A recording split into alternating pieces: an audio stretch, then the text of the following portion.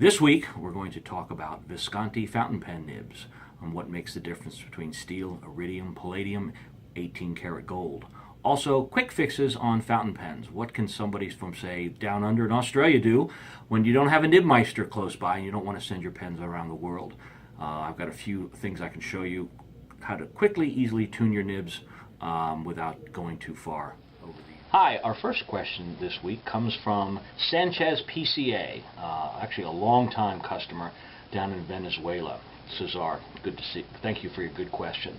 I've been seeing reviews about the smoothness and bouncy nibs of Visconti fountain pens, especially gold and iridium. Which one would you suggest? Well, of course, it's not a matter of what I would suggest rather than what feels best in your hand. I believe an 18 karat gold nib is going to be a little bit stiffer, whereas the iridium nib is going to definitely be a softer nib. When Visconti first came out with the 23 karat palladium Dream Touch nibs, they're actually so bouncy and so soft, people thought they were flexi nibs. And what happened then is they pressed on them too hard and sprung a lot of nibs. If you have a heavy hand, if you tend to bear down on your paper more than most, or, I would recommend an 18 karat gold nib versus the iridium nib, or palladium nib actually, from Visconti, because they are very soft. If you've got a light touch and want to just apply pressure on the downstroke, or are able to control your pressure better, the iridium nib would be a lot better. Let me show you a couple examples of both. I'm going to use the new Visconti Homo Sapien Elegance Collection pen. Rather than the lava that they started with the Homo Sapiens, this is now all resin. This is a great pen, lightweight, extremely well made. I've already filled the pen, and again, 23 karat palladium nib, and as you can see with a broad point, it really puts a lot of ink on the paper. If you apply too much pressure, you're going to get a little bit of railroading. Okay. Next up, I have the Visconti Empire. Believe it or not, it was actually kind of hard to find a Visconti pen with a gold nib because they've transitioned from most of their regular pens to palladium now, and only the high-end limiteds are still using 18 karat gold nibs. So this is a pen from a little ways back, but it is the same nib and feed that they're currently using. Here we have an 18 karat gold fine nib. Again, a very clean, precise write, nice flow, but as you can see, it does not open up as much. So it's going to be a little bit stiffer, but write extremely well. As far as smoothness, I don't think you're going to find much difference between the palladium and the 18 karat gold. My conclusion would be 18 karat would be a little bit firmer, and the palladium would be a little bit softer. Alrighty, the next question is from Nicholas from quillidyllic@blogspot.com. Very informative blog if you want to check that out. Thanks for your question, Nick.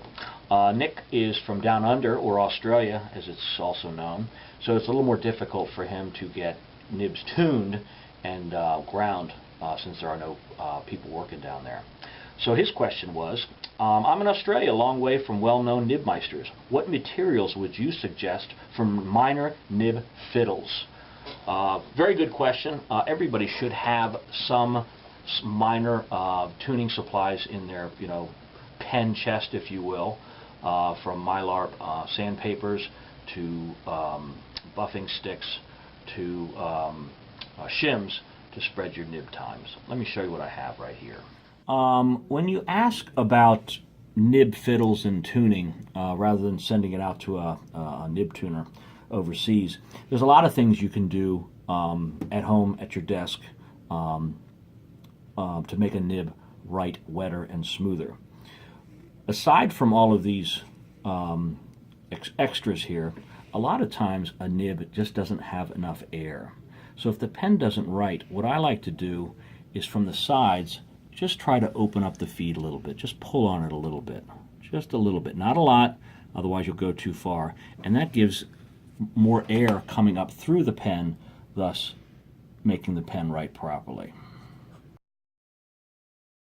Another great way to get more ink flowing through your nib is to get more air up between the times of the nib. What we have here is a standard Pelican 600. And sometimes the times are too tight, thus no air will be able to replace the ink coming out. So we need to open up these two times here, or spread them. Right here I've got a series of shims. These were provided to me by Richard L. Greenwald of Richard L. Greenwald LLC in Potomac, Maryland. He'll make these shims in a simple little kit. It's just sheet metal that's folded over, but he marks each one depending on the gauge of the steel from 1 through 6, which is a great way to start with your opening of your times on the nib. I generally start with number 3 here, and very simply, we take the shim and just push it in between the point of the fountain pen like so. Just gently squeeze it in there. You don't want to push too hard because you might damage the point. And what I do is just give it a gentle wiggle, and that'll open things up. No sliding up and down, just slide it into the times of the nib. And that'll gap the nib just enough so that when we put the nib to paper the next time, we've got a really, really nice flow. This pen, as all Pelicans, I think just write beautifully. So I'd highly recommend picking up a pack of shims at Richard L. Greenwald, and that's a really simple way to get your nibs, to get your pen to write better without grinding it or polishing it or really doing any lasting structural change to the point. This is something that anybody can do without any fear of damaging your point. Sometimes, though, the nib has a bit of a burr or scratch on it, which would require multi-levels of, believe it or not, sandpaper. This isn't your ordinary sandpaper. Something like this is a 12,000 grit sandpaper. I've actually used this on plastic bodies of pens to polish them.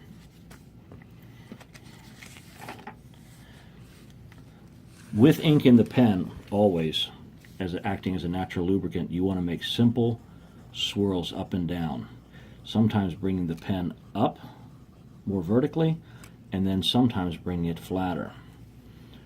Stroke up, stroke up, stroke up. And this generally will get rid of any burrs that you might have in the pen to make it sure it writes well. I would recommend starting with a 12,000 grit sandpaper and working it longer rather than trying to grind your nib down to a different point with the 4s and the 3s. These sandpapers would be better if you wanted to attempt to make an italic nib. A great method for polishing or tuning your nibs is with what's a simple buffing stick such as this. Different grades for polishing on the top, and then more aggressive grades on the back side for actually taking nib material off. This you want to stay away from until you're really comfortable working on nibs, because once it's gone, you can't put it back. But to polish a nib, you can generally do fairly easily without causing too much damage. Similar to the sandpaper method, we would just do an S motion like so for crazy eights, or we'd run the pen flat and then vertical, flat and then vertical, because of course the bottom of the nib has that bubble on it. So what we're doing is polishing the entire thing. Put the pen to paper and give it a try. If you do too much, you might have to go to that Nibmeister or find some Mylar sandpaper, which is also available online. Thanks for your question, Nick. I hope that helps you and answers it as the best of my ability. If you have any further questions regarding the opening of your times on your fountain pen, please feel free to email me at bert@bertramsinkwell.com, and please send in your questions for the next round so I can try to help you with that as well. Thanks a lot for watching this video. We're just getting started with this, so it might be a little rough on the edges, but with time I hope to really give you a really high quality production and informative piece. Till next time, we'll see you.